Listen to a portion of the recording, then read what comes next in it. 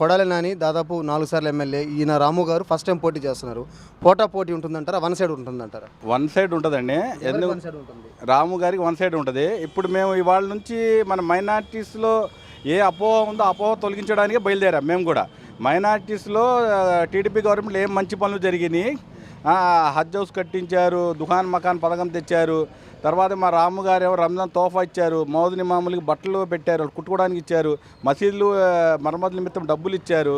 అలాంటి ఆయన రాము గారు చేసిన మంచి పనులు, చంద్రబాబు నాయుడు గారు బీజేపీతో పొత్తులు పెట్టుకున్న మంచి పనులు చెప్పడానికి ఇవాళ నుంచి మనం ఎలక్షన్ దాకా ఆయన చేసిన అభివృద్ధి గురించి మాట్లాడిన తర్వాత గెలిస్తే ఇంకా బాగా ఎంత చేస్తారు రాము గారు, చంద్రబాబు నాయుడు గారు, దాని గురించి మోటివేట్ చేయడానికి, జనాల్ని మెప్పించి చెప్పడానికి, మొత్తం ఓటింగు మార్చడానికి మేము ఇవాళ నుంచి ఎలక్షన్ దాకా ప్రతి మైనారిటీ ఇంటింటికి డోర్ టు డోర్ వెళ్ళి తిరిగి పనిచేస్తున్నాం.